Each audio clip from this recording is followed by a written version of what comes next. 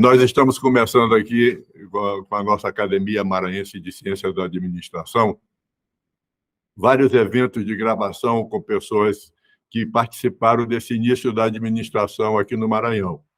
Nós sabemos que a lei que regulamentou a profissão de administrador, ela é de 1965, e nessa época estava se dando também aqui o governo Sarney, e ele tinha necessidade, né, de administradores que não existiam naquele momento, a não ser aqueles mais experientes que, na prática, vinham trabalhando nisso. E, logo em seguida, ele criou, ainda em 66, se não me engano, que a lei é de 65, ele criou a Escola Maranhense Estadual, né, de Administração Pública. Mas ela ainda demorou um certo tempo para começar a funcionar. Ela começou, parece que em 1968. E o senhor foi o nosso primeiro diretor da faculdade, né, que implementou essa faculdade aqui no Maranhão. Então, nós queremos saber dessa sua experiência à frente da escola, né? Como é que foi isso, com as dificuldades. Eu, como também já antigo, estava no Rio nessa época e me entrei para a segunda turma de administração lá na Universidade Federal do Rio de Janeiro, e na minha turma eu me lembro que tinham 3 mulheres apenas. De 50 alunos, tinham 3 mulheres e eram 47 homens. Hoje isso já mudou muito, hoje em dia as mulheres estão dominando esse mercado. Mas eu gostaria de deixar com o senhor aí a sua fala sobre essa experiência em dirigir a escola já nos seus primeiros momentos. Ok. Quando o Sarney assumiu o governo em 66, ele criou a Secretaria de Administração, que não existia até então. Então, o que existia era um departamento de administração. Então, ele transformou esse departamento em Secretaria de Administração e nomeou para comandá-la o professor Cabral Marques, o saudoso professor, né? Muito nosso amigo. Então, ele imediatamente convocou a equipe do Instituto de Serviço Público da Universidade Federal da Bahia para proceder à reforma administrativa do Estado. Esta reforma concluiu com a criação da escola, da transformação do Centro de Treinamento de Funcionários em Escola de Administração Pública do Estado do Maranhão. Assim, surgiu a escola, a partir da transformação desse Centro de Treinamento de Funcionários, que já existia. Então, todos os professores que já ensinavam do Centro de Treinamento, entre os quais eu estava incluído, e também a minha esposa, Rosa Maria, e mais alguns colegas que merecem destaque, tipo o saudoso Antônio Brandão e também o saudoso Arthur Almada Lima e a professora Júlia Semestre. Esses são alguns que eu me lembro que participaram, inclusive, do grupo de trabalho que foi criado para organizar a escola.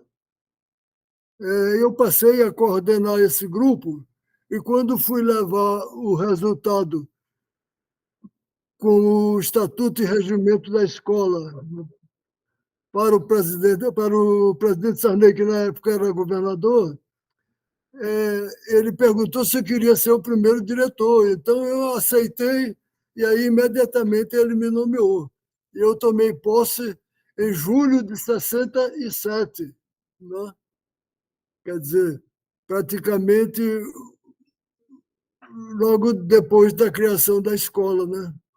Quer dizer, a escola tinha sido criada em 66, mas nós fizemos esse trabalho de organização e o Estatuto e o Regimento só foi aprovado em 67.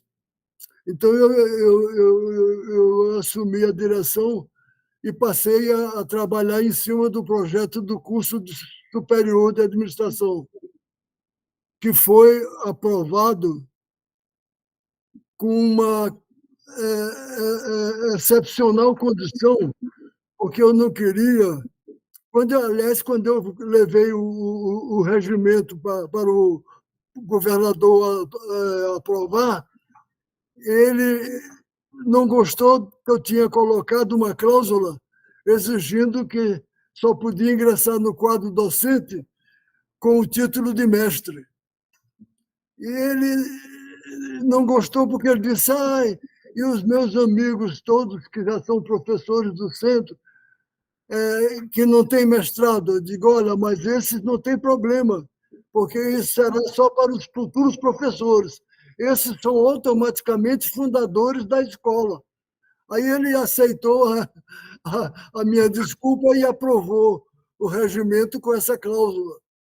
A partir daí, eu consegui autorização para o curso funcionar a partir de março de 68, perdão, um ano após, né? Eu ter assumido a direção. E aí o curso começou a funcionar exatamente em março de 68. E eu consegui a excepcional condição de ser autorizado apenas os 2 primeiros semestres.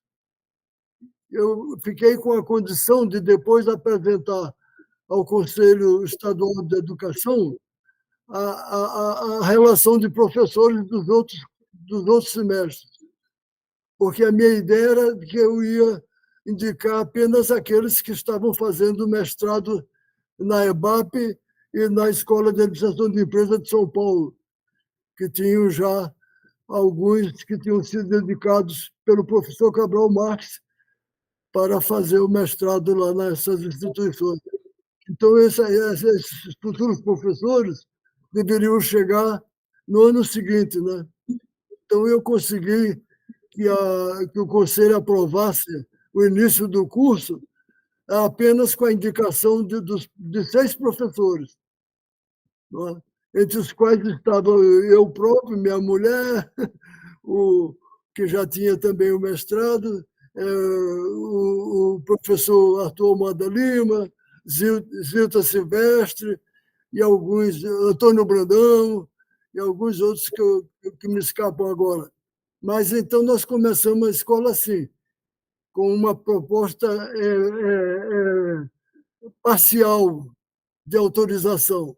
E depois nós completamos o projeto com a chegada dos demais professores que estavam fazendo mestrado. Então, e os professores que já estavam ensinando no centro de treinamento passaram a ser também professores fundadores, mesmo sem o título de mestrado. Aí nós começamos a escola dessa maneira, né?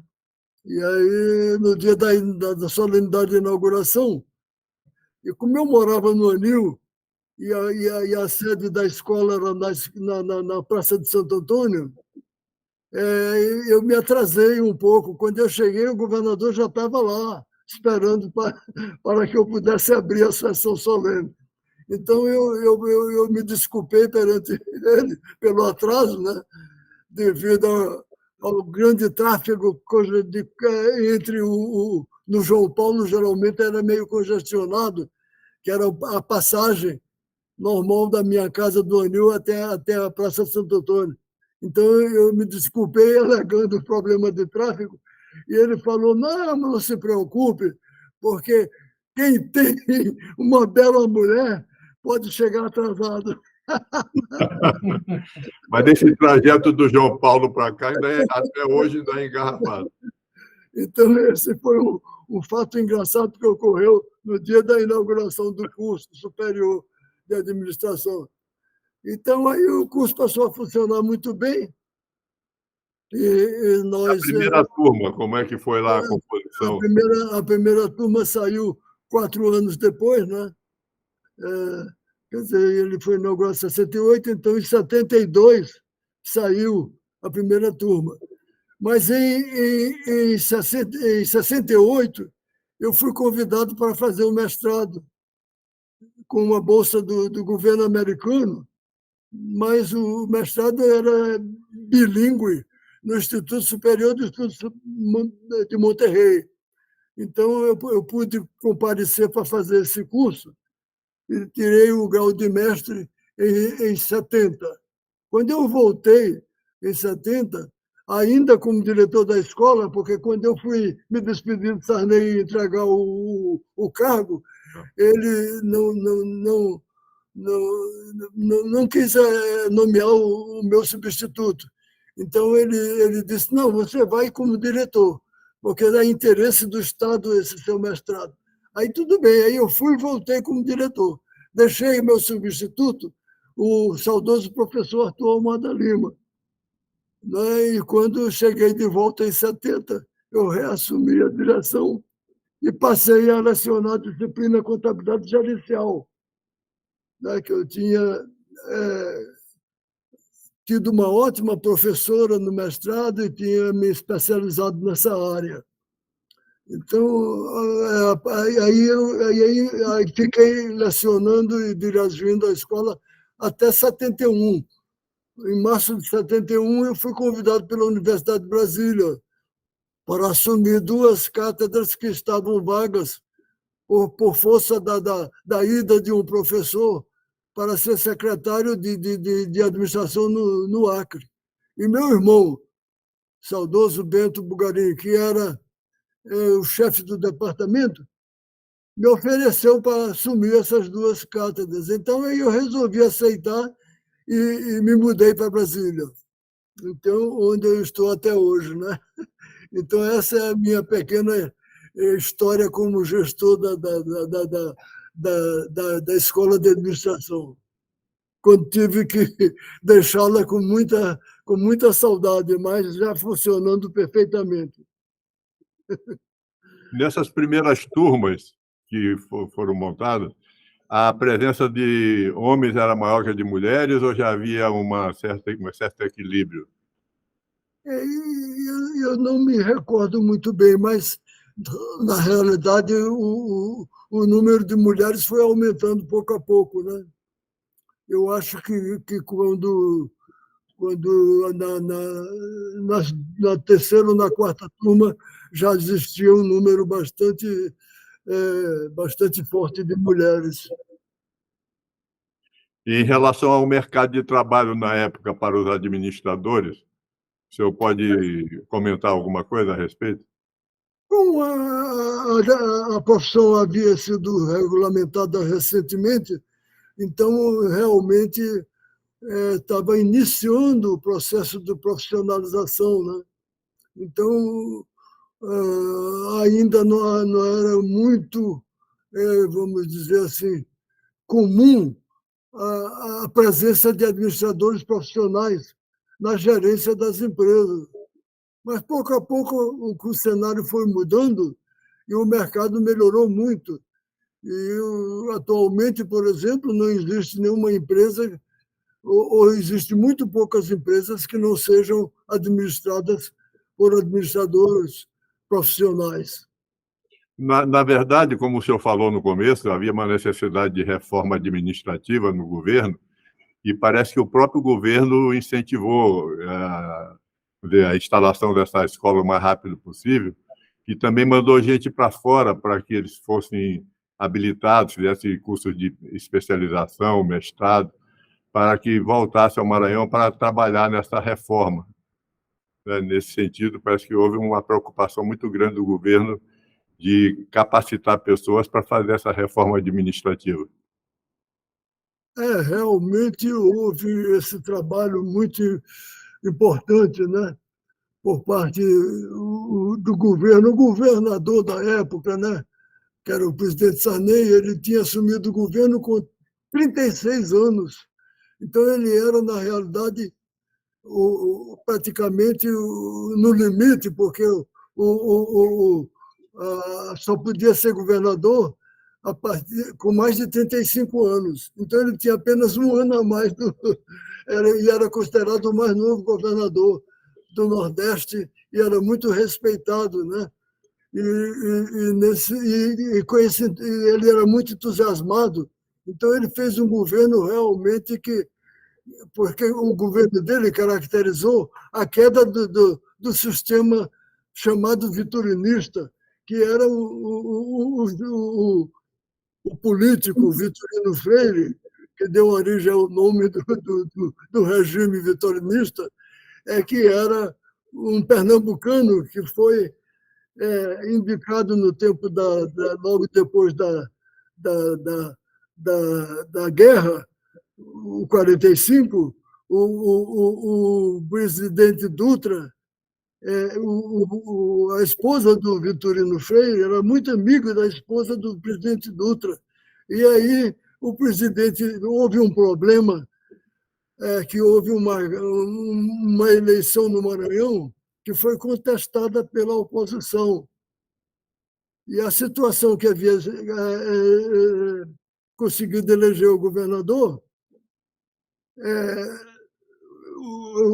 era indicado pelo Vitorino Freire. Mas aí a oposição contestou o resultado da eleição e estabeleceu uma greve contra a posse do governador indicado por Vitorino Freire. Então, aí ocorreu uma grande, vamos dizer assim, movimento contra a posse, mas terminou conseguindo ser empossado governador, e aí o vitorinismo continuou até a posse do Sarney. O Sarney todos os governadores depois deste foram indicados por vitorinos. Aí o Sarney foi o primeiro governador depois que derrubou o sistema vitorinista. Tanto que agora, durante a pandemia, eu resolvi escrever minhas memórias. E no primeiro, eu dividi em 3 tomos, né? O primeiro tomo seria as 3 primeiras décadas, né? Porque eu intitulei o livro de páginas da minha vida, 8 décadas de intensa atividade. Então, durante o primeiro, dividi em 3 tomos. O primeiro tomo foram as 3 primeiras décadas que eu vivi aí em São Luís. O segundo tomo trata da 4ª e 5ª década, onde praticamente eu me mudei para Brasília, né? Vivi em Brasília. E o terceiro tomo seria a 6ª, 7ª e 8ª década, em que eu dividia a vida entre Estados Unidos, porque eu fui fazer um pós-doutorado na Universidade de Amiens, de 95 a 98. Então, eu dividi minha vida entre Estados Unidos e Brasília. Mas, assim, então, o terceiro tomo, eu estou falando exatamente sobre o terceiro tomo, né? Então no primeiro tomo, eu conto a história da escola de administração, porque é a época em que eu estava morando aí em São Luís, né? Então, eu estou falando isso exatamente para dizer que nessa época da epidemia, eu aproveitei para escrever, e hoje em dia eles estão todos 3 publicados, né? O senhor nasceu lá em Maceió, né? E veio para cá ainda pequeno, né? Veio aqui ainda com 2 anos de idade, se não me engano.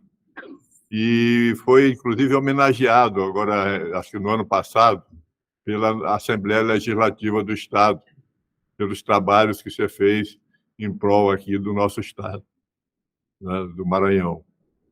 Você pode falar um pouco sobre isso? Realmente, eu nasci em Maceió e meu pai trabalhava na Companhia Costeira, a Companhia dos Itas, né? Os navios que levavam passageiros de Belém a Porto Alegre, né? A Rio Grande do Sul.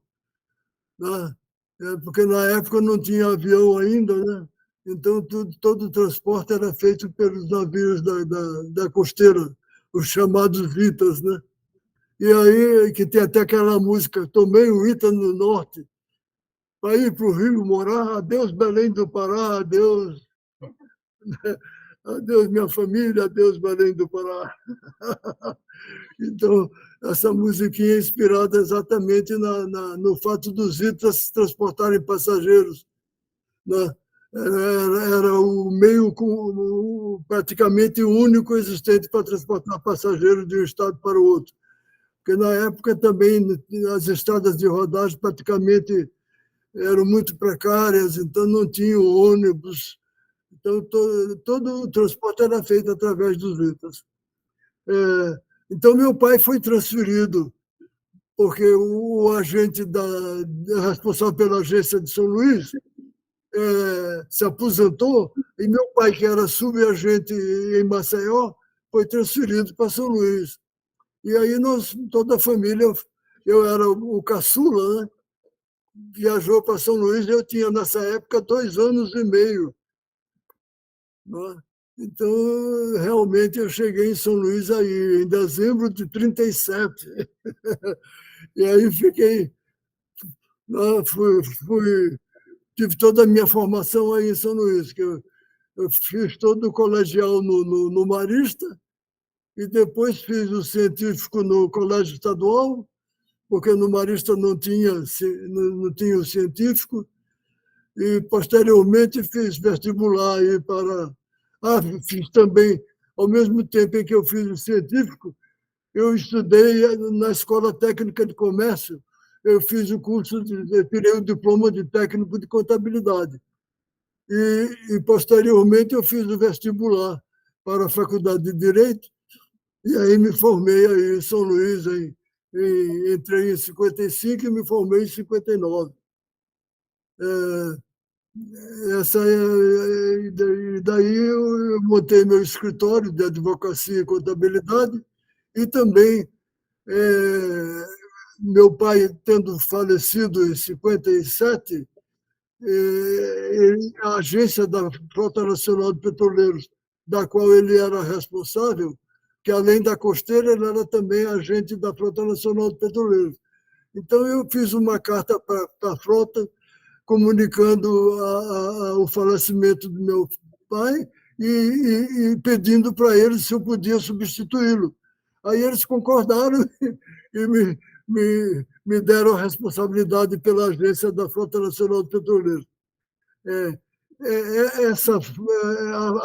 2 anos depois, a Federação de Indústria do Maranhão conseguiu, com a frota, que a frota disponibilizasse um navio para levar óleo de babaçu de São Luís para o Rio.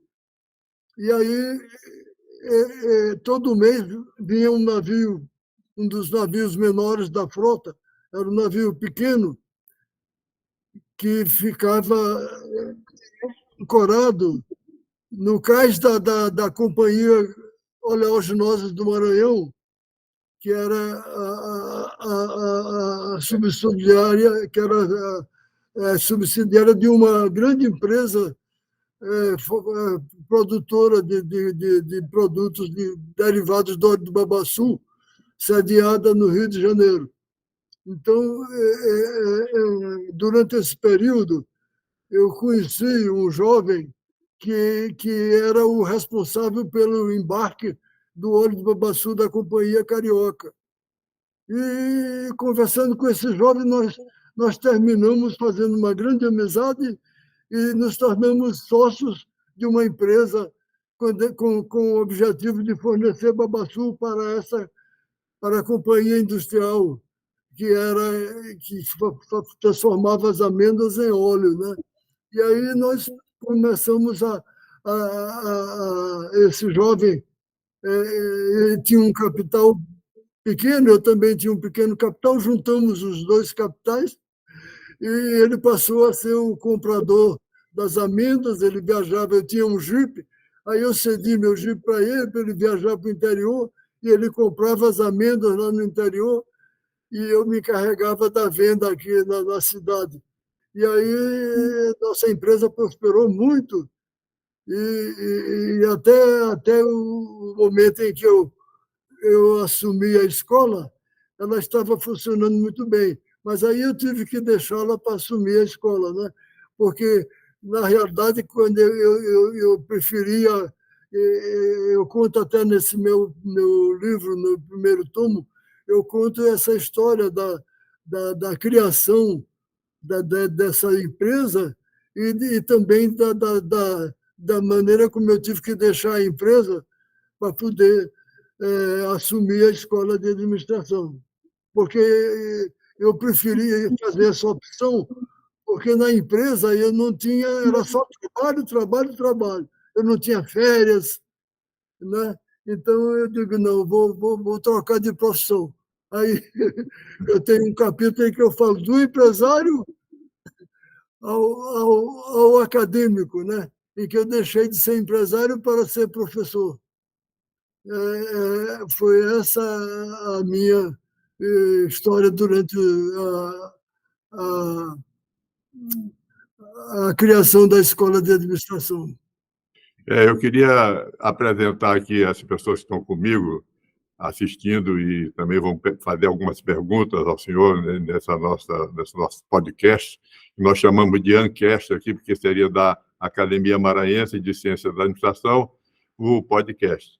Então, nós temos aqui, assim como o senhor também trabalhou com a sua esposa, eu tenho a minha esposa aqui ao lado, a Vilma Hillary, que é mestra em administração e está fazendo doutorado também. Trabalhamos juntos. Ela fazia engenharia, mas abandonou a engenharia para trabalhar em administração, gostou da administração. Aqui temos nosso Neemias Bandeira, que também é acadêmico nosso. Normalmente ele que dirige aqui esses podcasts, hoje ele está me dando essa oportunidade de conduzir. Aqui ao meu lado também o Ilmar Polari, que é o nosso presidente da academia. Eu sou o vice-presidente atualmente. E meu filho aqui, o Tamer, que é formado em Direito e também está nos dando esse apoio aqui técnico para essa transmissão, para que a gente grave, para que fique para a posteridade, para que a gente possa mostrar para os atuais administradores e aqueles novos que virão aí, os alunos atuais e tal, para que eles possam conhecer um pouco dessa nossa história aqui. Acho que a academia tem uma responsabilidade muito grande de procurar resgatar essas informações. Nós tivemos aqui com o professor também, doutor Eliezer Moreira, que foi secretário nessa época, ocupou várias secretarias no governo Sarney. Ele que nos deu o seu nome para que procurássemos, porque o senhor foi o primeiro diretor da escola, e ele também já nos contou várias histórias aqui, as dificuldades, as vantagens, as desvantagens, as madrugadas passadas em claro, fazendo trabalho de reforma administrativa, que eles não encontravam nada registrado naquela época dos governos anteriores, as informações eram muito precárias, né? E foi aí que foi sendo montado um esquema de informações a partir desse momento. Quer dizer, a década de 60 do século passado, na verdade, foi uma década de muitas mudanças, né? Não só sociais, mas econômicas e produção, de mudança até na economia do país. Então, eu também vou franquear a palavra aqui a quem quiser para fazer perguntas, e o senhor fique à vontade também para nos dar essas informações preciosas dessa sua experiência naquela época. Bom dia, professor Bugarim, prazer falar com o senhor e ver essa história, essa mente brilhante aí que narra a história de uma maneira muito conectada, muito tranquila, e como é que a gente aprende com isso. A minha pergunta é a seguinte: você viveu, né, uma sociedade no início da sua vida que não tinha a profissão do administrador e colaborou aqui no nosso estado para que ela se estabelecesse. E depois viveu nessa sociedade, como você falou ainda há pouco, que o administrador, hoje, praticamente em todas as empresas, existe um administrador. E eu gostaria de ouvi-lo, na sua perspectiva, qual diferença o administrador faz para a sociedade? Qual a importância do papel do administrador em uma sociedade? seja no aspecto público, seja na iniciativa privada? Atualmente, praticamente, como eu falei anteriormente, não existe hoje quase nenhuma empresa que não seja gerida por um administrador profissional. Então, na realidade, a profissão se firmou, se concretizou, né, ao longo desses últimos anos. Quer dizer, na realidade, não são poucos anos, porque ela foi criada em 66, né?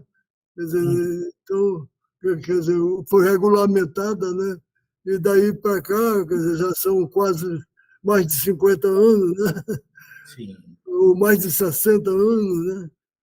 Quer dizer, então, realmente, durante esse período, a profissão se consolidou. E hoje em dia não existe mais nenhuma... Eu acho muito poucas empresas, salvo aquelas pequenas empresas dirigidas pelos próprios donos, né? Uhum. Mas a maioria das grandes empresas hoje são geridas por administradores profissionais. Eu acredito que a profissão é importante, inclusive quando eu assumi a Universidade de Brasília, eu fui convidado para fazer uma palestra intitulada Função Social da Empresa, que era uma palestra dirigida aos novos calouros, né? E eu, então, nessa palestra, eu enfatizo a importância da administração profissional, inclusive através da atuação na área financeira, né? Foi a área na qual eu me especializei durante o mestrado. Então, nessa conferência, eu insisti na necessidade de que o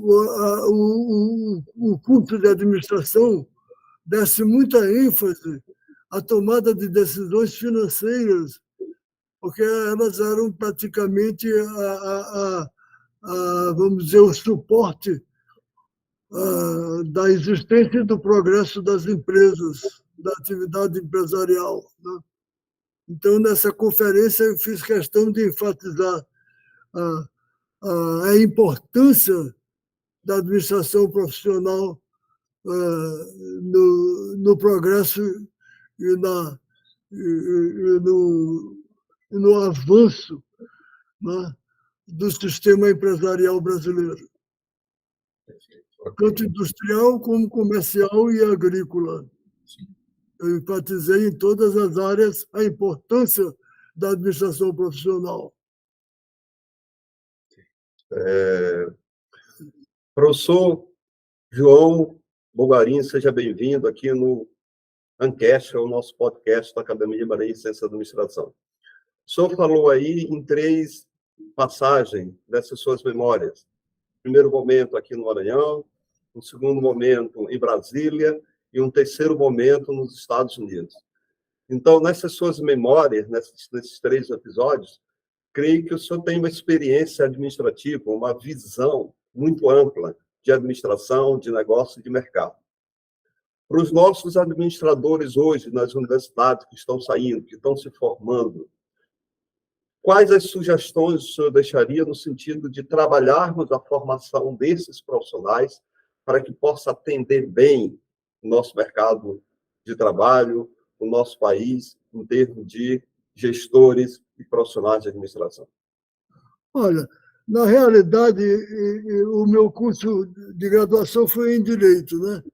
Eu tinha feito contabilidade, que, de qualquer forma, tem muita, vamos dizer assim, relação com a administração, né?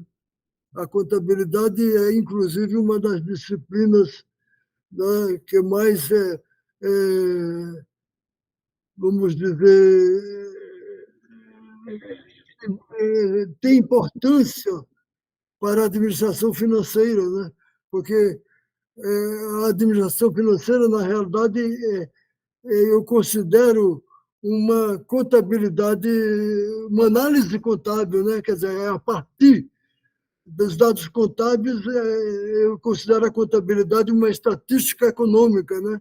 Que permite, através da análise dos seus dados, a tomada de decisão mais acertada, né? Então, nesse caso, eu sempre enfatizei a importância da administração profissional para exatamente tomar decisões mais acertadas, né? E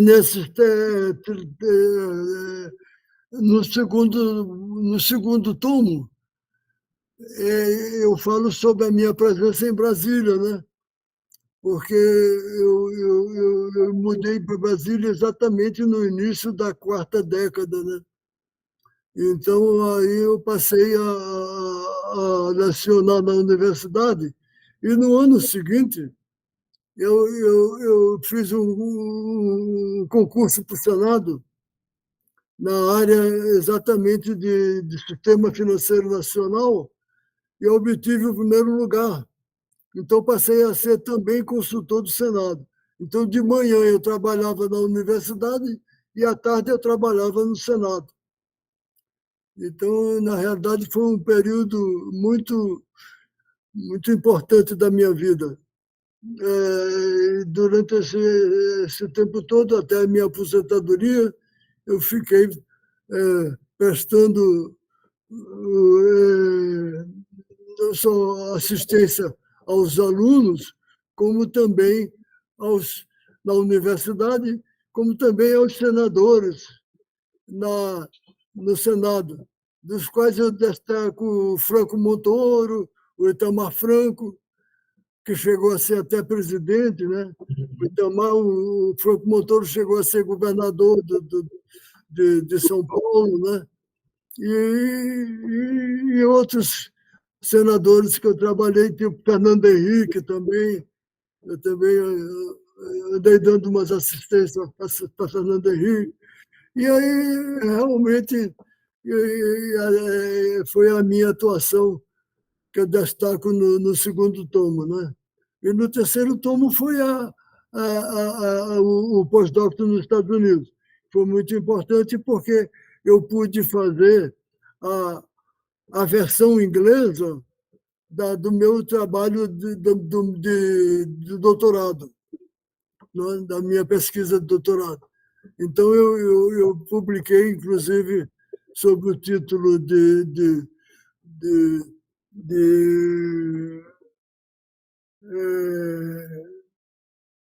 como é o título, Maurício, daquele livro que eu publiquei com a minha trabalho de doutorado? Até esqueci agora. Mas não tem importância. O importante é que eu coloquei assim, uma análise matemática aplicada, destinada a favorecer as tomadas de decisões dos gerentes, né? dos executivos das empresas. Hein? Economias inflacionárias. Economias inflacionárias. Me lembro agora. Maurício me ajudou aqui. O título do livro que eu coloquei o meu trabalho de doutorado, minha pesquisa de doutorado, e também acrescentei um capítulo em que eu mostrava como essa pesquisa poderia ajudar na tomada de decisões, né? Exatamente porque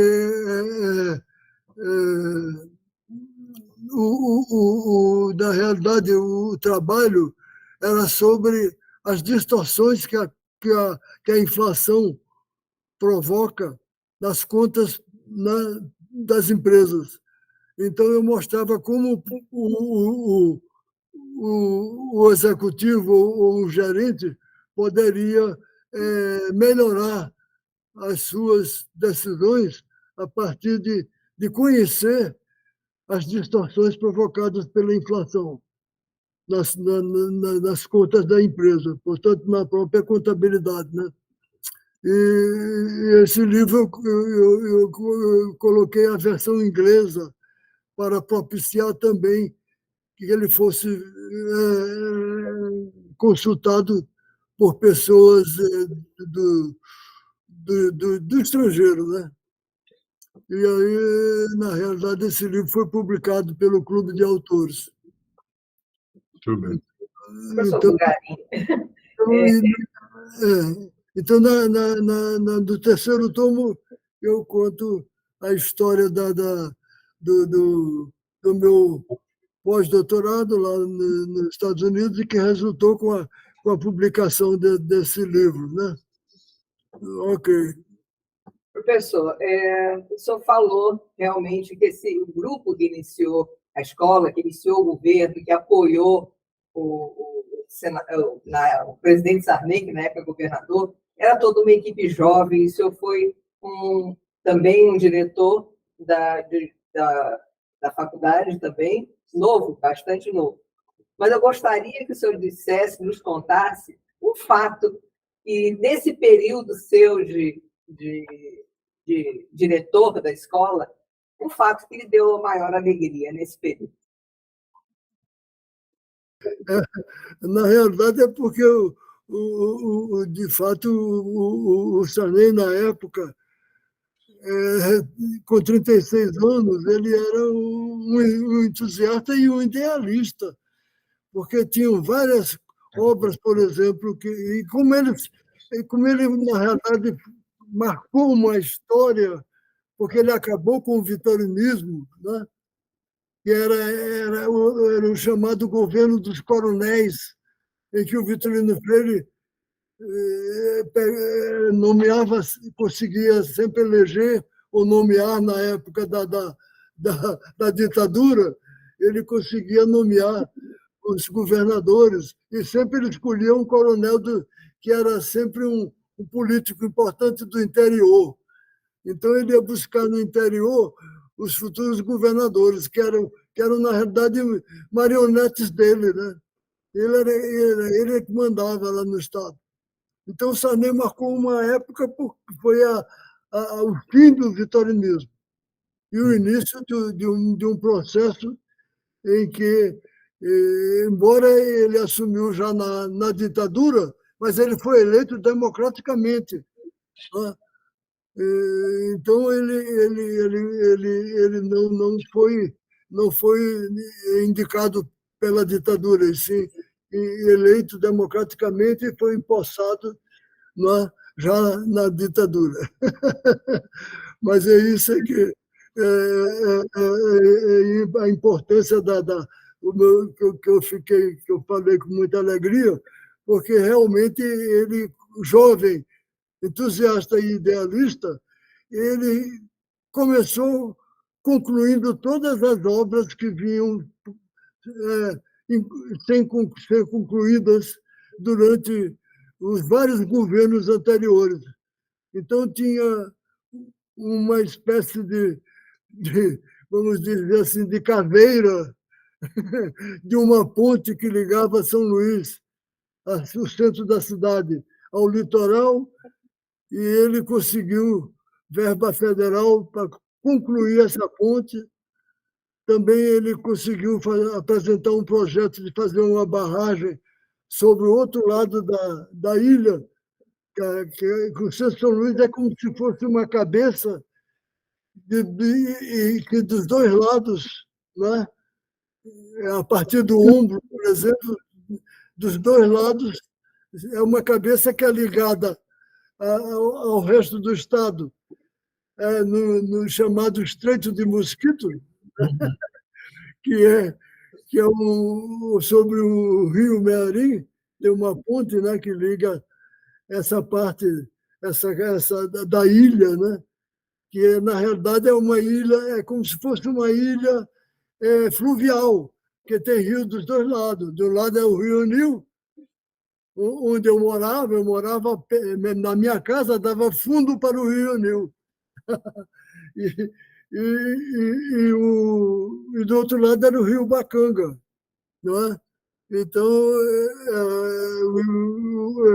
ele ligou essa cabeça da ilha, que era o centro, né, movimentado, para a expansão para os dois lados, né, criando praticamente novos bairros, né, dos dois, expandindo. Então, a cidade que era pequenininha ficou enorme, porque passou a se expandir para o lado do litoral e para o centro, do lado do Bacanga. Professor Bulgarim, nós Diga. queremos agradecer a sua participação nesse podcast, ficou muito útil, muito agradável, inclusive com muitas informações, como nós esperávamos que iria acontecer. Ficamos entusiasmados também com esses seus livros, e a gente também depois vai querer conhecer esses livros e até adquiri-los para que a gente mantenha aqui nos nossos arquivos, na nossa biblioteca, porque isso aí vai nos ajudar nesses registros. Nós pensamos até em contar depois uma história a partir dessas entrevistas que nós estamos tendo, desse nosso bate-papo, contar uma história sobre a evolução da administração do Maranhão a partir desse momento da criação da regulamentação da profissão de administrador, pegando alguma coisa também um pouco mais atrás, para poder consolidar todo esse estudo. E esse é o nosso 7º podcast, o Ancast da nossa academia. Foi muito bom tê-lo aqui conosco. O Maurício nos ajudou bastante também, o seu filho, aí na consecução desse nosso objetivo, não é? Foi muito bom. O senhor muito simpático aí, suas informações são muito importantes. E, se possível, também no futuro, a gente possa talvez manter mais algum contato para complementar mais alguma informação. Agradeço, tudo de bom para o senhor, saúde, e ao seu filho também e à sua esposa, que muito lhe ajudou durante essa sua carreira. Muito obrigado. As suas últimas palavras, se você tem alguma coisa a colocar? Só complementando aqui o professor Miguel, professor Bulgarim, o senhor falou no início a questão do departamento, né? Essa estrutura de departamento e direção de curso, até hoje, continua lá na Universidade Estadual do Maranhão. E suas contribuições, bastante relevantes, o senhor está lá nos nossos anais, com uma das pessoas que contribuiu bastante para a formação e para o desenvolvimento do nosso curso de administração. Nossos agradecimentos, como já foi dito, tanto pela UEMA, como também aqui pela Academia Maranhense de Administração, como o Miguel falou, nós estaremos traçando essa trajetória através de um livro. Muito obrigado. Eu que agradeço essa oportunidade maravilhosa que vocês me deram. Eu, na realidade, fico muito feliz de poder participar, né, do arquivo dessa associação que vocês estão criando, né? E quando eu for a São Luís, eu prometo visitá-los. Prazer. Eu sempre estou indo a São Luís, né? Porque Muito bom. eu tenho muitos parentes lá ainda, né? E, na realidade, a gente tem uma saudade muito grande da nossa vida maranhense. Né? Então, mais uma vez, eu agradeço a todos. Viu? Muito obrigado. Muito obrigado. Obrigada. Sei lá. Tchau. Tchau.